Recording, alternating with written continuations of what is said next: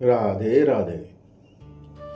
आप सबको स्वागत है हमारे चैनल संस्कृति वीडियोस पे।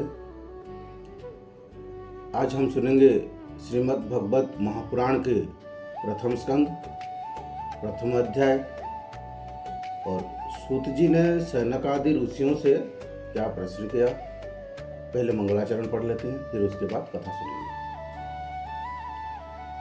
जिससे इस जगत की सृष्टि स्थिति और प्रलय होते हैं, क्योंकि वह सभी सद्रूप पदार्थों में अनुगत हैं और असत पदार्थों से पृथक हैं। जड़ नहीं चेतन है, स्वतंत्र नहीं स्वयं प्रकाश है। जो ब्रह्मा अथवा हिरण्यगर्भ नहीं प्रत्युत उन्हें अपने संकलन से ही जिसने इस वेद ज्ञान का दान किया है, जिसके संबोधन बड़े बड़े विद्वान भी मोहित हो जाते हैं।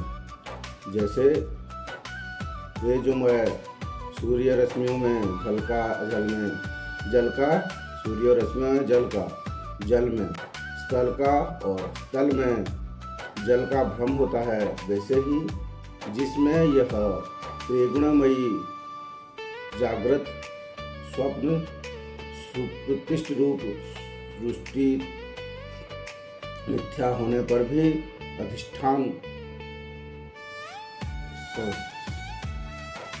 संस्था से सत्यवत प्रवृत्त हो रही है। इस अपने स्वयं प्रकाश ज्योति से सर्वथा माया और माया कार्य से पूर्णतः मुक्त रहने वाले परम सत्य रूप परमात्मा का हम ध्यान करते हैं।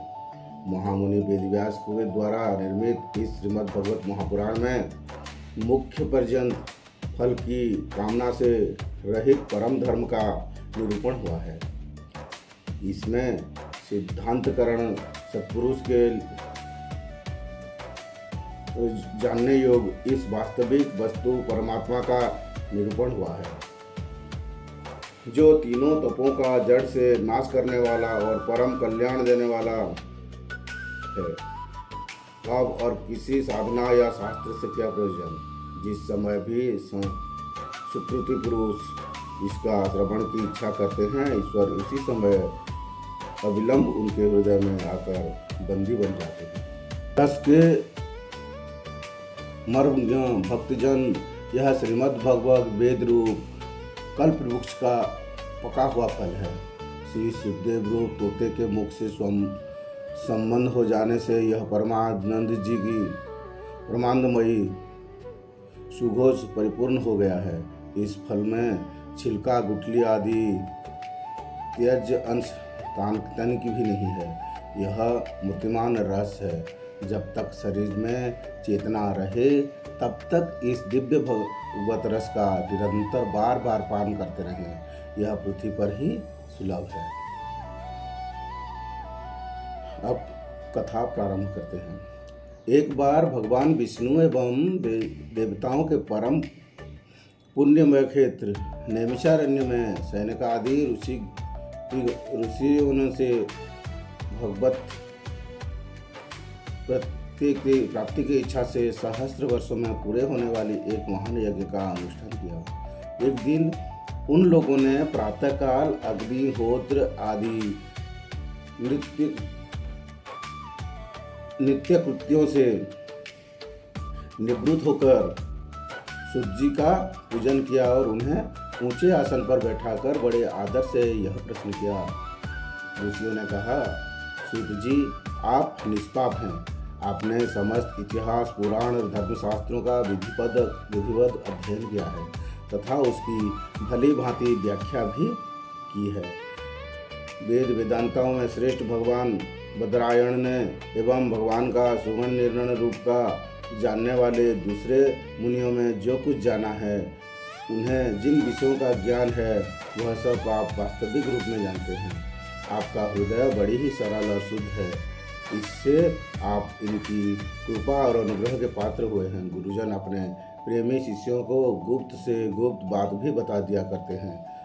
आयुष्मान, आप कृपा करके यह बतलाइए कि उन सब शास्त्र पुराणों और गुरुजनों के उपदेशों में कलयुग की जीवों के परम कल्याण का सहज साधन अपने क्या निश्चय किया है। आप संत समाज के भूषण हैं। इस कलयुग में प्राय लोगों की आयु कम हो गई है। साधन करने में लोगों की रुचि और प्रवृत्ति भी नहीं है। लोग आलसी हो गए हैं। उनका भाग्य तो मंद है ही, समझ भी थोड़ी है। इसके साथ ही वो नाना प्रकार की विघ्न बाधाओं से घिरे हुए ही रहते हैं। शास्त्र बहुत से हैं, परंतु उनमें एक निश्चित साधन का नहीं है। उनके प्रकार के कर्मों का वर्णन है। साथ ही वे इतने बड़े हैं कि उनका एक अंश सुनना भी कठिन है। आप परोपकारी हैं। अपनी बुद्धि से उनका सार निकालकर प्राणियों परम कल्याण के लिए हम श्रद्धालुओं को सुनाइए, जिससे हमारे अंतःकरण की शुद्धि प्राप्त हो। प्यारे सूत जी, आपका कल्याण हो। आप तो जानते ही हैं कि यदुवंशियों के रक्षक भक्तवत्सल भगवान श्री कृष्ण वासुदेव की धर्मपत्नी देवकी की गर्भ से क्या करने की इच्छा से अवतीर्ण हुए थे। हम उसे सुनना चाहते हैं।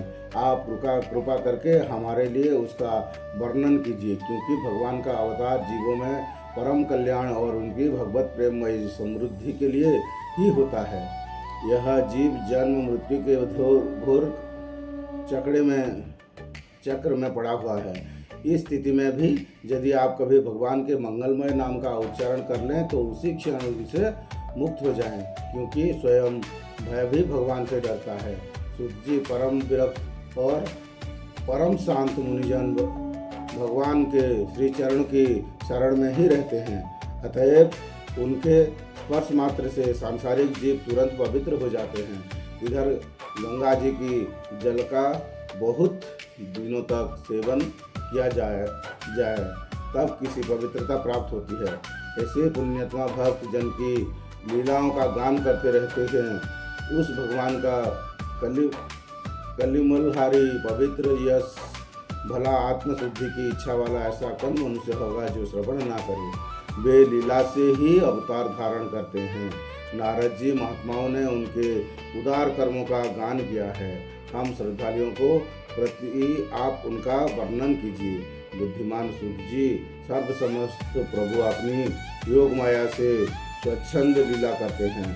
आप उन श्रीहरि की मंगलमय अवतार कथाओं का अब वर्णन कीजिए।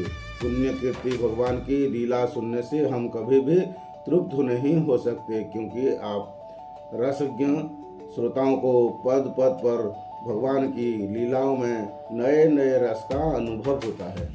भगवान श्री कृष्ण अपने के छिपाए हुए थे। लोगों के सामने ऐसी चेष्टा करते थे मानो कोई मनुष्य हैं, परंतु उन्होंने बलराम जी के साथ ऐसी लीलाएं भी की है, ऐसा पराक्रम प्रकट किया है जो मनुष्य नहीं कर सकते। कलियुग के आया जानकर इस वैष्णव क्षेत्र में हम दीर्घकालीन शस्त्र का संकल्प करते रह बैठे हैं।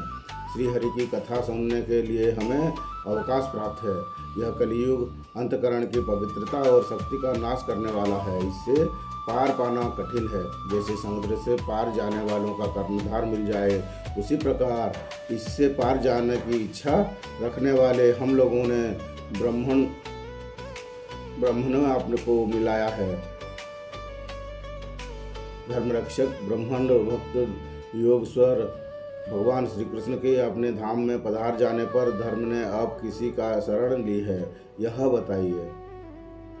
इति श्रीमद्भगवते महापुराणे परमहंस्यां साहित्यां प्रथमस्कंदे निमिषारण्योपाख्यान प्रथमोऽध्याय। राधे राधे।